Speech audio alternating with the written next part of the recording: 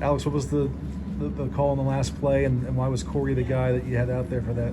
Yeah, just mugging the quarterback. There was obviously the plan in place, which spotty at times without question in terms of having guys in second levels in defense, but still having the ability to play some match coverage so that you weren't void in a bunch of zones. And so had the ability there again just to drop him.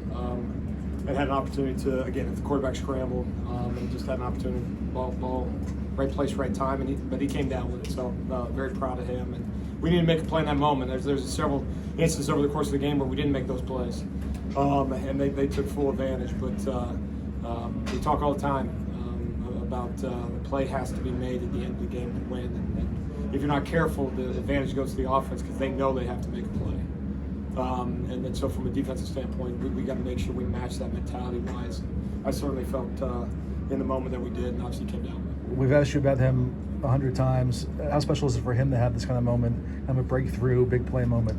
Yeah, I mean, I think for anybody on the roster in a game like this, to rise to the occasion, and then certainly there's a number of other moments in the game that guys did similar, but still a young guy in the program, and the guy that.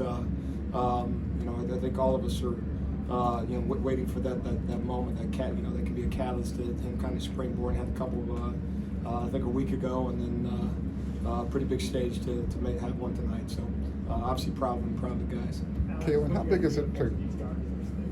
I'm sorry. What did you guys do to force PTR in some mistakes? Yeah, I mean, it's such a difficult matchup across the board. I mean, you just know going into this thing he's going to make some plays, and you want to make sure that as best you can limit the damage. We certainly did not, by any stretch of the imagination, do a good job of it. But on the same token is, in some of the 2-minute situations, there was what ended up being, I guess, 2 before the half, and then there at the end is trying to mix coverage and try to put him in a situation where he's got to read some things and make some decisions, and then. At the bulk of the game, just some really good plays from as a defensive front to kind of get him behind and force him to make some plays, and that's always a better situation to be in as opposed to the plays he makes are just candy because they're moving the ball so well. And certainly there's moments tonight where it's that way. You guys shut down Zach Charbonnet a lot with runs up the middle. What do you think kind of went into that? Yeah, I moved. I'll say Thule. I mean, one word. And Calen was behind him. No, just trying to move him around and trying to have an impact, and so it kind of hit a few times and kind of stuck with that, and so that was critical, and then obviously just the way the game turned. I think a little bit of it just commitment to the pass game, and for us to too many times tonight rewarded when the ball was thrown in the air. Okay, we got to make sure that.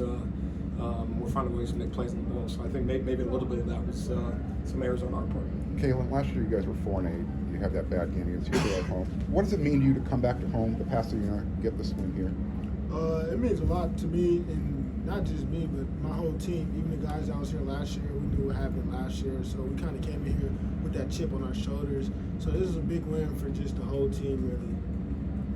Alex, after all the bumps the defense has taken, especially in the back half of this season, what does it mean to you to have this team have 4 takeaways for the first time since week 4 and really come through with something? Well, I mean, we do. We talk about takeaways equal victory, and sometimes you wish they didn't. When you don't get them, you'd like to circle something else that has such a huge impact. But if we needed evidence, I certainly think we got it tonight. I mean, there was other good moments in the game, without question. But no, it's critical. And we keep talking about it. We can't just simply have a first row seat to Caleb Williams and Lincoln Riley's offense. I mean, we got to make sure that we have an impact on winning games at USC. And our expectation in terms of how we play, certainly is higher than what we've done. We've touched it at times, but certainly it's been difficult for us to put 4 quarters across the board, which goes back to coaching. We got to do a better job of finding ways to get guys in position to make some of those plays, and then having a real sense as a defensive unit, that how paramount your job is. It's hard enough to get a guy on the ground when everything's perfect, against good quality opponents. and then the kind of the 11th guy with the quarterback. And so no, I'm just really proud of the fight. I mean, if you could circle one thing in terms of program wide and certainly defensively, you guys just it's fun to be on the sideline with them, and then. It may not be fun for them to be on the sideline with me, but no, they fight, they scratch, they claw. It's kind of that again, what a great attribute. What was the game plan with Eric Gentry? You got him out there for a couple plays. Did you have a setback, or was it just? Yeah, just not moving at 100%. And that's not fair to him, and obviously not fair to us to put him. Most importantly, we hoped, we wanted to. We've been itching to get him back out there, and it's obviously not smart to. If you've seen the guy kind of limp as he's pursuing, that's obviously a flag. So maybe a week from now we'll look at it different. Did that put any more onus on Shane Lee to step up, and what do you think his performance? Well, it did. I mean, I thought it's tough to single out because certain moments you highlight a lot of guys, and then other moments some missed opportunities, and that probably is the story tonight. Now again, it's a quality an elite coaching staff. Obviously, Coach Kelly does a tremendous job, and you know what you're in for when you take the field against them, and then they got some good certainly players on offense and. But all the same, is a lot of missed opportunities as well. But no, I thought collectively, Shane included, some guys made some plays tonight, which is good. How was the challenge this year for you compared to some other years in your career, especially first years at places when you've been trying to establish things? Yeah, I mean, I think you got to look at it through a fresh set of eyes, and what you try so hard to do, and I keep talking to these guys about 11 months, and you're trying so hard to learn lessons and teach lessons, and guys grow in time. Obviously, Calen's just a sophomore, and is as a high level player as I'll probably ever coach. I mean, that's how high I think of him. But on the same token is okay. Now we got to go from freshman to sophomore year in this particular instance, and every single guy comes in at a different stage of career, and included in that were some guys come in and transfer. So it's not this one bulk big picture.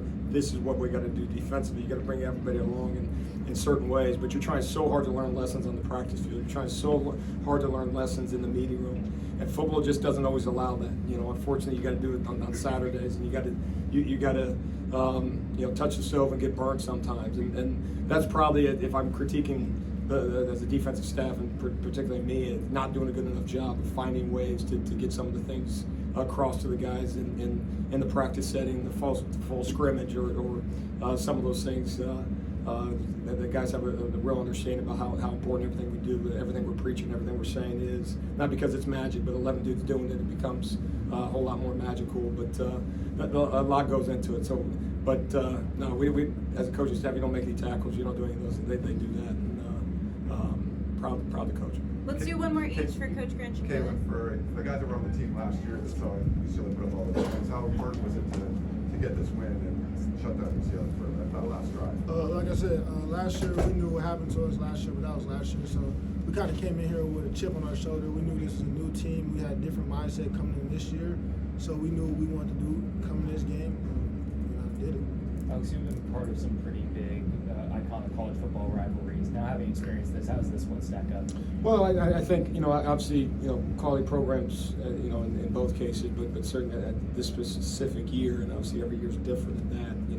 Rivalries really become rivalries when you got two quality teams, and it's a back and forth, and and both staffs and players and some highlight reel type of guys on the field, and not always fun to be the defensive in some of these either. But you also know the fight, the scrap. I mean, both teams are. This thing's going to go the distance, and no, I thought it was big time. I thought it was big time, and I thought there's a healthy respect by both programs in terms of what it means and the guys, and very fortunate this time around to be on the plus side of it. Thank you, gentlemen. Thank you.